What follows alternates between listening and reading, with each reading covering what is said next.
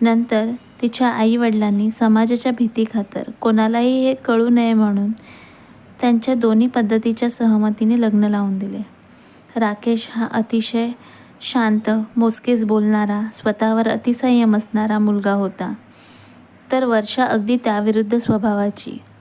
सतत बडबड करणे, अतिशय हट्टी, आपले म्हणणे खरे करून दाखवणारी होती. ती अभ्यासात जरी मध्यम असली तरी तिचे इतर गोष्टीत प्रावीण्य होते. वेगवेगळ्या कला शिकायला, जोपासायला तिला खूप आवडत असे. दोघांमध्ये किमान 6 ते 7 वर्षांचा फरक असल्याकारणाने एक मॅच्युअर्ड होतं आणि एक अनमॅच्युअर्ड. जोडी खूपच छान होती, पण घरातले प्रत्येक निर्णय घेण्यात पुढाकार मात्र वर्षाचाच असायचा. आणि ह्याला 2 कारणे होती, ते म्हणजे वर्षाचा हट्टी स्वभाव आणि राकेशचा शांत स्वभाव.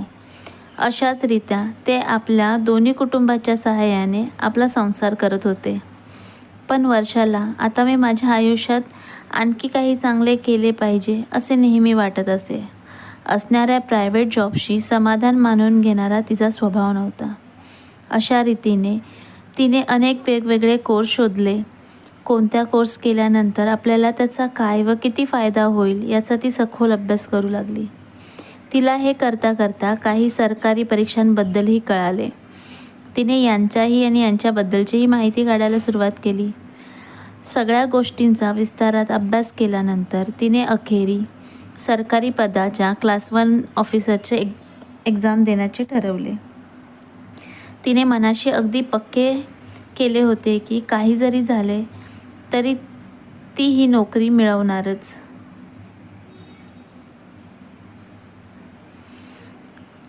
ती अगदी वारंवार प्रयत्न करत गेली आणि पहिले 4-5 वर्षे तर तिची अनेक अटेम्प्ट देण्यात गेली. पण ह्याच दरम्यान तिला व राकेशला एकामागून एक अशी 2 अपत्यांचे सुख लाभले. ती या परीक्षा देत आहे हे राकेश व्यतिरिक्त कोणत्याही कुटुंबातील लोकांना माहिती नसल्याने सर्वांनी म्हणजेच त्यांच्या आईवडिलांनी मुलांसाठी त्यांच्या मागे तगादा लावला होता. आणि वर्षाला अनेक वेळा आलेले अपयश बघून दोघांनाही अभ्यासाचे कारण मुलांसाठी मध्ये आणले नव्हते. आता त्यांची मुलगी मायरा 5 वर्षाची झाली होती आणि मुलगा राजवीर 3 वर्षाचा.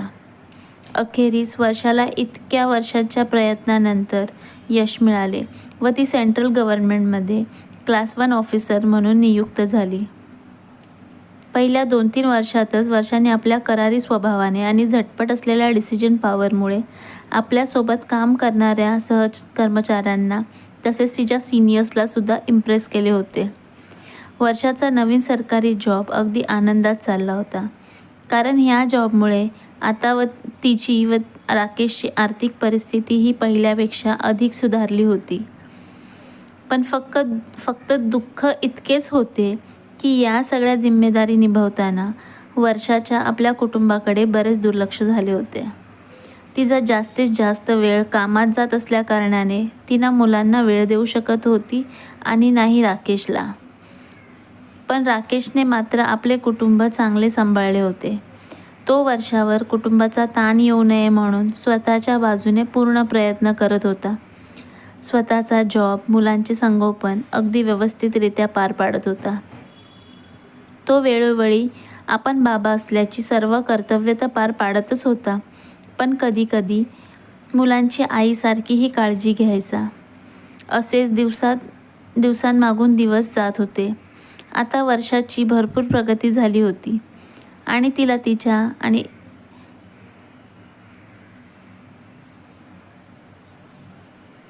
तिच्या कामांसाठी वारंवार परदेशीही जावे लागत असे. त्यांची एक टीम बनली होती. वर्षा आणि योगेश हे मुख्य अधिकारी होते. त्यांना मिळालेल्या अनेक प्रोजेक्टसाठी ते रात्रंदिवस काम करीत असे. ह्या दोघांची जोडी कामाच्या बाबतीत अगदी फेमस झाली होती. सिनियर्सला माहिती होते की कोणताही टास्क त्यांच्या हाती सोपवला मग तो पूर्ण होणारच.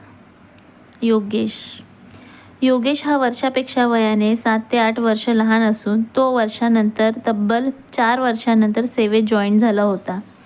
त्या व्यतिरिक्त योगेशची अशी स्वतःची वेगळीच ओळख होती. तो एक अतिश्रीमंत घरातून असून त्याचे बाबा राजकारणात उच्च पदावरील मंत्री होते. त्यांचा योगेश हा एकुलता एक मुलगा होता. अतिशय हुशार, कर्तृत्ववान आणि कसलाही गर्व नसणारा, इतरांच्या भावनांचा आदर करणारा. म्हणूनच त्याने आई वडिलांचा वारसा न चालवता आपली स्वतःची ओळख निर्माण करू या उद्देशाने अतिशय मेहनतीने आणि कडाडीचा अभ्यास करून ही पोस्ट मिळवली होती. त्याच्या या विचारांमुळे आणि कृतीमुळे त्याच्या आईवडिलांना नेहमीच त्याचा हेवा व अभिमान वाटायचा. वर्षा आणि योगेश कामानिमित्त सतत सोबत असायचे. जेव्हा केव्हा कामानिमित्त ते परदेशात असायचे तेव्हाचा तो पूर्ण वेळ, आणि जेव्हा कधी ते भारतातही असायचे तेव्हाचेही दिवसातले 18 ते 20 तास ते सोबत असायचे. योगेशचे लग्न झाल्या नसल्याकारणाने आणि त्याच्या आईवडिलांना त्याच्या कामाची पुरेपूर माहिती असल्याकारणाने त्याचे घरी वेळ न देणे कोणालाही जास्त खटकत नव्हते. तर याविरुद्ध वर्षाची कथा उलटी होती. ती जे हे सर्व करते ते आपल्या कुटुंबासाठीच करते याची माहिती असूनही तिच्यावर आक्षेप घेणाऱ्या लोकांची कमी नव्हती. असेच दिवस चालले होते. सुरुवातीला तर कधीकधी राकेश वर्षाला रागाने ओरडत असायचा की थोडा तर वेळ देत जा कुटुंबाला, मुलांनाही तुझी गरज असते. पण नेहमीप्रमाणे ती त्याला हे सांगून शांत करायचे की त्यांनीच दोघांनी सहमतीने हा पर्याय निवडला होता. तिने जो पण आज पैसा पावर मिळवली आहे आणि तिथपर्यंत पोचण्याची त्या दोघांचीच इच्छा होती आणि त्यासाठी त्या दोघांनी इतकी मेहनत घेतली होती. मग आता परत फिरणे खरंच इतकं सोपं आहे का, असे ती राकेशला विचारत होती. आणि ती जे पण करते ते मुलांच्या भविष्यासाठीच आहे. त्यांना जरी ते आज कळत नसले तरी असा एक ना एक दिवस नक्की येईल आणि त्यांना समजेल की त्यांची आई अशी का वागत होती. ती नेहमी राकेशला समजून सांगायची की कुटुंबापासून लांब राहून तिलाही खूप वाईट वाटतं. ती हे सर्व मुलांचे क्षणही मिस करते. आणि तिच्यापुढे राकेश निरुत्तर व्हायचा, कारण त्याने स्वतः वर्षाला मेहनत घेताना बघितले होते. पण या सर्व कारणांमुळे त्यांच्या नात्यात मात्र खूप दुरावा आला होता. सतत सोबत असल्याकारणाने योगेश आणि वर्षामध्ये मात्र खूप चांगली मैत्री निर्माण झाली होती. योगेशला वर्षा खूप आवडायची. नंतर त्याची ही आवड एका मैत्रीत आणि मैत्री कधी प्रेमात रूपांतरित झाली ते त्याला कळालेच नाही. पण त्याला हेही माहिती होते की वर्षाचं तिच्या कुटुंबावर किती प्रेम आहे, परंतु त्याला वर्षाच्या आणि राकेशच्या या नात्यातील आलेल्या दुराव्याबद्दल अंशतः कल्पना नव्हती. दिसायला अतिसुंदर भरगच्च शरीर यष्टीचा असल्याने त्याच्या प्रेमात अनेक मुली होत्या. कॉलेजच्या दिवसात तर त्याचे अनेक अफेअर्स होते. पण जेव्हा तो करिअरसाठी अभ्यासात बुडाला तेव्हापासून त्याने ह्या सर्वाकडे अगदी दुर्लक्ष केले होते. त्याला नेहमी वाटत असे की माझं करिअर एकदा घडलं की मी परत मजेशीर आयुष्य जगायला सुरू करेन. पण त्याचं सर्व आयुष्यच बदलून गेलं होतं सर्व्हिस जॉईन केल्यापासून. एक दिवस एका ब्युरोक्रॅटची इन्क्वायरी योगेशच्या टीमकडे आली होती. त्या टीममध्ये वर्षा नव्हती. त्यांना अशी टिप मिळाली होती की तो ब्युरोक्रॅट एका नामांकित हॉटेलमध्ये कोणाला तरी भेटायला येणार आहे. त्याला रंगेहात पकडण्यासाठी यांनी त्या हॉटेलमध्ये काही स्टाफच्या मदतीने एक प्लॅन तयार केला. त्यांनी त्याआधी सगळी अरेंजमेंट करून ठेवली होती. ठिकठिकाणी कॅमेरे सेट केले होते. इतके कॅमेरे की कोणत्याही डायरेक्शनमधून कोणीही सुटणार नाही. त्यांनी केलेली प्लॅनिंग अगदी अचूक ठरली. त्यांच्या टीमला त्या ब्युरोक्रॅटला रंगेहात पकडण्यात यश आले.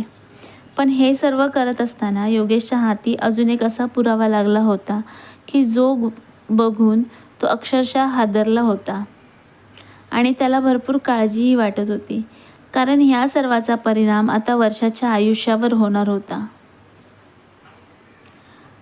जर तुम्हाला कथा आवडली असेल तर नक्की शेअर करा, लाईक करा आणि येणारे नवनवीन एपिसोड मिळवण्यासाठी सबस्क्राईब करा.